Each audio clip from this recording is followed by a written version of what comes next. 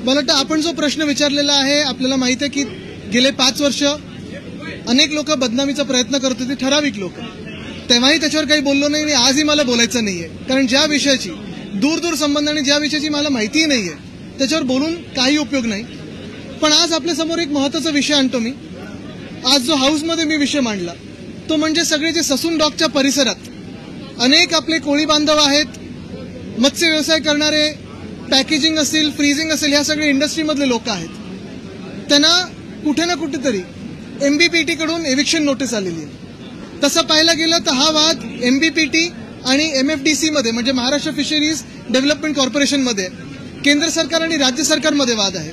पण ह्या वादामुळे आपले कोळी बांधव आणि मग अनेक तिथे लोक आहेत जे मराठी अमराठी असतील पण महाराष्ट्रात असतील, मुंबईत असतील, जे इथे असून हा व्यवसाय करत आहेत आणि रेव्हेन्यू हा मुंबईला मिळत आहे, महाराष्ट्राला मिळत आहे, त्यांना त्या जागेतून काढण्याचा प्रयत्न आता MBPT कडून होत आहे. आंदोलन सुरू आहे, सगळे ते रस्त्यावर आलेले आहेत. पण आम्ही हाच प्रयत्न करतोय की सरकारनी, राज्य सरकारनी ह्याच्यात येऊन हस्तक्षेप करून जे कोळी बांधव तिथून ज्यांना काढण्याचा प्रयत्न केला जातो सगळ्यांना तिथे न्याय द्यावा, ही आमची मागणी आहे. मला पुन्हा एकदा दिशा सालियन प्रकरणात थोडं स्पष्टीकरण हवं आहे. खरं तर SITने तो अहवाल जाहीर केला. बघा, मी त्यावेळी पण सांगितलं होतं की ज्या विषयाची संबंध नाही त्याच्यावर मी बोलत नाही आणि अजूनही मी तुम्हाला सांगतो, आज देखील माझी भूमिका हीच आहे की ज्या विषयाची माहिती नाही आणि संबंधच नाही त्याच्यावर कशाला बोलू. आपल्याकडनं हायकोर्टात एक याचिका दाखल करण्यात आलेली आहे, तो गुन्हा म्हणजे आपलं म्हणणं ऐकून घेण्यासाठी घुसून एका तरुणीवर बलात्कार केला, राज्याची कायदा सुव्यवस्था, ही गोष्ट धक्कादायक आहे. सकाळी मी देखील आपण वाचलं कारण डिलिव्हरी बॉयनी एका मला वाटतं घरात घुसून बलात्कार करण्याचा प्रयत्न केला की केला बलात्कार. हे दुर्दैवी आहे. पण तेवढंच राज्यात काय चाललंय ह्याचं हे एक उदाहरण आहे. साधारणपणे आपण पाहतोय अनेक ठिकाणी असे गुन्हे नोंदवले जातात, काही ठिकाणी नोंदवली जात नसतील, माहित नाही मला, पण ह्याच्यावर कडक कारवाई ही जी अपेक्षित आहे ती बघायला मिळाली पाहिजे आणि ही आमची मागणी आहे.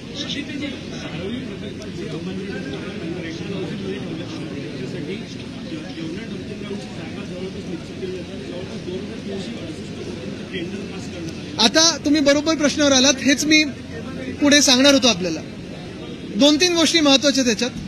धारावीमध्ये आपण पाहिलं असेल पहिली यादीमध्येच 80%हून जास्ती लोक अपात्र केली. भाजपकडून किंवा काही ठराविक लोकांकडून प्रचार चालला होता की हे बांगलादेशी आहेत, हे घुसखोर आहेत, पण सगळेचे सगळे लोक ते काठियावाडी होते. वर्षानुवर्ष, जवळपास 150 वर्ष ते मुंबईत त्यांचे पिढ्यानपिढ्या काम करत आलेले आहेत. त्यांना आम्ही मुंबईकरच मानतो. पण त्यांना पहिल्या यादीमध्ये अपात्र केलं. कोणी केलं तर अदानीने केलं. आता अपात्र लोकांना म्हणजे 2011च्या नंतरच्या लोकांना अदानीकडूनच घरं विकत घ्यायला लागणार आहेत. पण 2000 साल ते 2011 साल ह्यामध्ये जी लोक त्यांच्याप्रमाणे अपात्र आहेत त्या लोकांना ते देवनारच्या डम्पिंग ग्राउंडवर देऊन बसवणार आहेत, कचरा कुंडीवर जाऊन बसवणार आहेत. एकतर असं खरोखर होऊ शकतं का की देवनारचं डम्पिंग ग्राउंड असेल किंवा कुठचंही डम्पिंग ग्राउंड असेल, तुम्ही त्याच्यावर लगेच लोकांना बसवू शकता का? दुसरी गोष्ट म्हणजे हे देवनार डम्पिंग ग्राउंड मुंबई महानगरपालिकेकडून ढापून घेतल्यानंतर आपल्याला आठवत असेल मी पत्रकार परिषद घेतली होती आणि सांगितलं होतं की आता कचरा कर म्हणजेच अदानी कर हा मुंबईवर लादला जाणार आहे. माझी माहिती ही आहे की ज्या कंपनीला, कारण एकनाथ शिंदे, भ्रष्टनाथ शिंदे दुसऱ्या 2 कंपन्यांना, ज्या 2 कंपन्या, एक चेन्नईची एक हैदराबादची कंपनी आहेत, त्यांना मदत करण्याचा प्रयत्न करत होते. सरकार बदललं आणि आता ज्या कंपनीला हे टेंडर मिळालेलं आहे ती कंपनी देखील अदानी समूहाचीच आहे, ही माझ्याकडे माहिती आलेली आहे. म्हणजे एका बाजूला धारावीच्या नावावर, पुनर्विकासाच्या नावावर लाखो लोकांना तुम्ही बेघर करणार, मुंबईतले हजारो एकर जमिनी तुम्ही घशात घालणार आणि तिसऱ्या बाजूला मुंबईकरांवर अदानी कर म्हणजेच कचरा कर लावून तो जो कचरा आहे जो त्यांनी स्वतःच्या खर्चाने स्वच्छ केला पाहिजे, कारण जागा ढापलेली आहे, त्या कचरा साफ करण्यासाठी पण तुम्ही मुंबईचेच पैसे घेणार आहात, मुंबई महानगरपालिकेचे पैसे लुटणार आहात. हे नक्की जे साठलोटं आहे ते आम्ही आज एक्सपोज करत आहोत. सुधीर मुनगंटीवार यांनी प्रश्न उपस्थित केला की कामकाजाची पत्रिका इंग्रजीमध्ये का छापली गेली आहे, मराठी भाषेला अभिजात भाषेचा दर्जा मिळालेला असताना कामकाजाची पत्रिका इंग्रजी. मुनगंटीवार साहेब खूप प्रश्न उपस्थित करत आहेत. काल पण आपण पाहिलं असेल आम्ही अनेक विषयांवर काही ठिकाणी आत एकमत व्यक्त केलेलं आहे आणि काल मायनिंगचा विषय असेल किंवा अनेक विषय असतील, पण मला वाटतं ही कामकाजाची पत्रिका दोन्ही भाषेत येते. पण चांगलं आहे सर, ते भाजपकडून असा एक आवाज येत असेल तर आम्ही स्वागत करतो आणि आमची हीच अपेक्षा होती की जो आमचा मोर्चा होणार होता असे महाराष्ट्रातले काही लोक, भाजपमधले महाराष्ट्रप्रेमी लोक जर असतील तर त्यांनी सोबत यावं. भाऊ ठाणे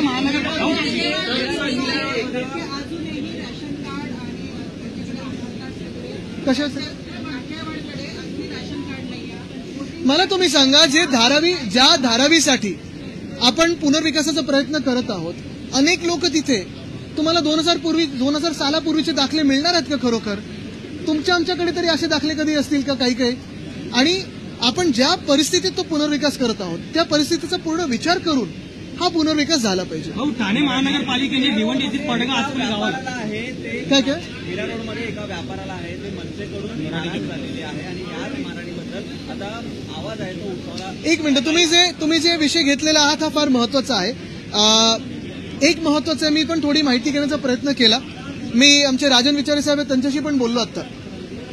ही जी बाचाबाची किंवा मारामारी किंवा हात उचलणं झालेला आहे, हा वाद मराठी अमराठी नाहीये, हा कुठच्याही भाषेचा वाद नाहीये.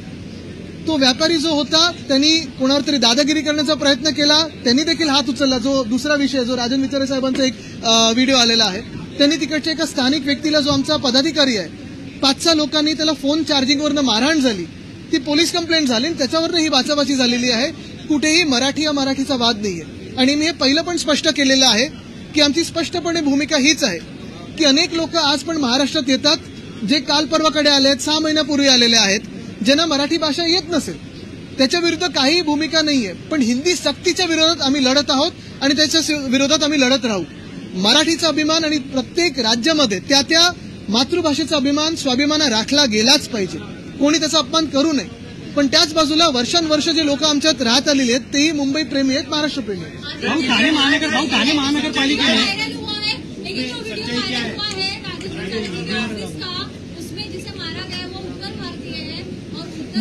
वही मैं बात कर रहा हूं. जो राजन विचारे जी का वीडियो आया है, मैंने उनसे फोन करके, अभी वो अमरनाथ यात्रा में है, उनसे फोन करके पूछताछ की कि क्या ये विषय हुआ था. उन्होंने साफ तौर पे मुझे ये बताया है कि ये विषय मराठी अमराठी नहीं है, महाराष्ट्र और उत्तर भारत का नहीं है, ना किसी जाति का है, ना किसी समाज का है. बात कुछ ऐसी हुई है जिसपे पुलिस कंप्लेंट भी हुई है कि जो 2 लोग हैं उसमें, उन्होंने एक व्यक्ति को, जो हमारे पदाधिकारी है, वो उस दुकान में गए थे फोन के चार्जिंग के लिए, और फोन चार्जिंग नहीं करने देंगे ऐसी कुछ बात हुई, उससे झगड़ा हुआ और उस व्यक्ति को वो 2 लोगों ने पहले मारा. फिर 4-5 लोग और आए और लोगों ने उनको मारा. एक महिला ने उस व्यक्ति को बचाया और फिर उसी के बाद ये आगे की घटना उठी है. उधर से हाथ उठा तो यहाँ से हाथ उठा है. लेकिन मैं साफ तौर पे ये बताना चाहता हूँ, ये वाद या मसला नहीं है कि वो उत्तर भारतीय है या किसी समाज का है. ये मराठी अमराठी का झगड़ा नहीं है. ये वैयक्तिक कोई झगड़ा था जो उन दोनों में था. जो व्यक्ति एक दूसरे को अगर आप देखें तो उनका पहला भी क्लिप कुछ है, और ये बात अभी पुलिस कंप्लेंट में गई है. हम किसी बात पे भी, कोई भी ऐसे झगड़ों में हमारी कोई हाथ न लाएंगे. मराठी अमराठी का वाद नहीं है और इसमें आप झगड़ा ना लाइए.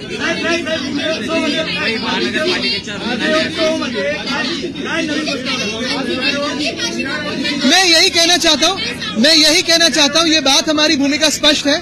जो हमारा युद्ध, जो लड़ाई है, वो इसी पे है कि किसी भी भाषा की सख्ती हम पे ना हो. हमारी मातृभाषा मराठी है, उसका अपमान ना हो, उसे अपमानित ना किया जाए. लेकिन जैसे आप हो, जैसे आप हो, शायद आप 3 महीने पहले या पहले आपकी पीढ़ी यहाँ आई होगी, आप अब भी आए होंगे.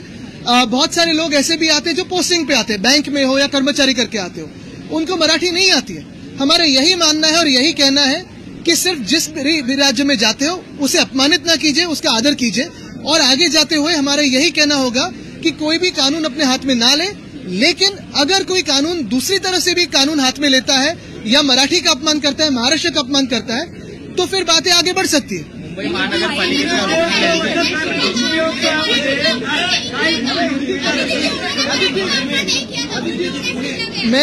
मैं जो बात कर रहा हूँ वो राजन विचारे जी के वीडियो के बारे में बात कर रहा हूँ. मनसे की बात मनसे से पूछिए. एक मिनट, सॉरी, एक मिनट, जिस तरीके से लॉ एंड ऑर्डर बिगड़ा जा रहा है, देखिए, लॉ एंड ऑर्डर बहुत सारे अब भी मामलों में बिगड़ा जा रहा है. अभी पुणे की बात आई, एक डिलीवरी वाले ने आके एक महिला पे बलात्कार किया है. तो यही बात है ना कि लॉ एंड ऑर्डर पूरे महाराष्ट्र में है कि नहीं है, यही बात होती है. और यही मैं कहना चाहता हूं कि अगर कोई दादागिरी करने की कोशिश करे तो दोनों तरफ से होगी. लेकिन मेरा ये मानना है, हमारे पार्टी का ये मानना है कि आज भी ये वाद जो है, विवाद जो है मराठी अमराठी नहीं है और उसे ऐसा रंग ना दिया जाए। ठाणे महानगर पालिका घर में घुसता है, वो पुलिस निकालता है, सेल्फी निकालता है, फिर महिला को ब्लैकमेल करता है कि अगर किसको बताया तो सॉरी क्या क्या क्या पुणे में एक आदमी जो है घर में घुसता है, जी अत्याचार करता है, फिर कहता है कि सेल्फी निकालता है और कहता धमकी देता है कि अगर इसको किसी को बताया तो मैं इसको ब्लैकमेलिंग वायरल कर दूंगा। इतनी हिम्मत कहाँ से आ रही है? इतनी हिम्मत इसी वजह से आ रही है क्योंकि कानून कहाँ है ये पूछने की आज वक्त आया। अगर कानून का कोई डर होता तो कोई ऐसे इंसान एक महिला के घर में डिलीवरी एजेंट बन के ना घुसता, वीडियोस ना लेता और फिर उस पर बलात्कार ना करता। मुझे लगता है आज यही बात है कि आज सारी राजनीति एक बाजू में और हम सारे लोग पार्टी का भेदभाव छोड़ के महाराष्ट्र में जो कानून की आज धज्जियां उड़ रही है उसे कहीं ना कहीं ठीक करने के लिए इसी विधिमंडल में साथ में आना जरूरी है।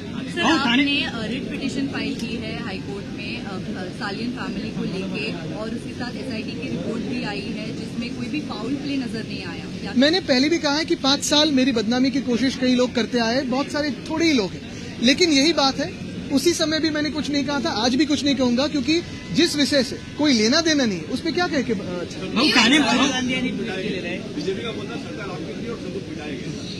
सर राहुल गांधींनी ट्विट केलंय मागच्या 3 महिन्यामध्ये 770 ज्या यांच्या शेतकऱ्यांनी हत्या केली आहे, आत्महत्या झाली आहे, तर सरकार गप्प काय असा सवाल विचारतो। नक्कीच आणि हा प्रश्न आम्ही 2 दिवस 3 दिवस विचारतच आहोत। प्रयत्न हाच आहे आमचा की लोकांसमोर भाजपाने जे काही जुमले करून सरकार स्वतःचं बसवलेलं आहे, आज आपण पाहतोय जर आज कर्जमुक्ती शेतकऱ्यांची झाली असती किंवा मदत मिळाली असती तर भाजपाच्या राज्यामध्ये ही परिस्थिती बघण्याची वेळ नसती आली की 750हून जास्ती शेतकऱ्यांनी आत्महत्या केली। ठाणे महानगरपालिकेने भिवंडी येथील आतपुलीवर कचरा डेपो लादण्याचा प्रयत्न केलेला तो आहे। विषय आज माझ्याकडे आलेला आहे, आम्ही त्याचा उद्या विचार करू, उद्या त्याच्यावर घेऊ। आता माझी मान अशी बिल्डरने जलसंपदा विभागाची कोट्यावधीची जमीन हडपलेली आहे। त्याच्यात शिरकले नाही पण उसमें शिरकी का नाही बघा। आता असे अनेक विषय पुण्याबद्दल मी 2-2.5 वर्ष आपल्याच माध्यमातून लोकांसमोर हा विषय आणत चाललेलो आहे की पुण्याची river line, red line, blue line हे कुठे ना कुठेतरी गेल्या काही वर्षांमध्ये बदललेले आहे। हा विषय फार महत्वाचा आहे, मोठा आहे, कारण नदीला लगेच पूर येतो। मुळा मोठा नदी जी आहे त्याचा प्रवाह जर आपण पाहिला तर जे रिव्हरफ्रंट डेव्हलपमेंट ज्या प्रकारचं चालू आहे, एवढं भयानक चालू आहे की पुण्यात 15 मिनिटात पूर आल्याशिवाय राहणार नाही असं ह्या सरकारने नियोजन केलेलं आहे। मला वाटतं कुठे ना कुठेतरी परत पक्ष भेदभाव, स्वतःची इगो विसरून आपण पुण्याबद्दल आणि पुण्याच्या शहराबद्दल विचार करणं गरजेचं आहे। थांबा, ते मगासपासून ते जवळ एक किसान परिवार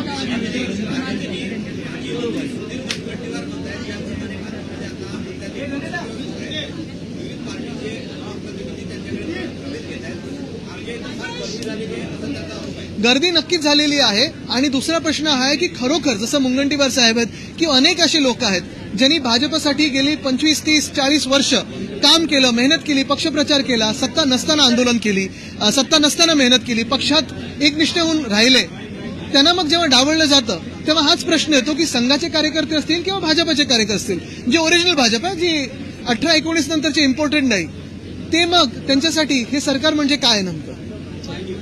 रुग्णालयात